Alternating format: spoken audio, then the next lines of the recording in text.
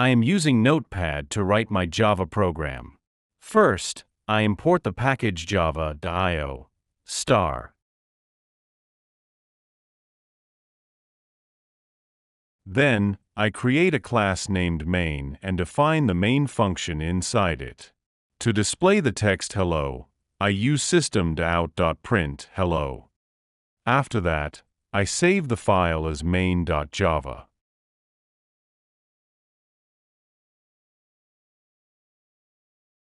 Next, right-click on the folder where your Java file is located and select Open Terminal.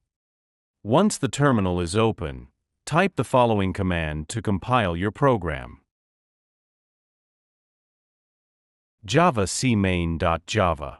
If the compilation is successful, type the following command to run your program.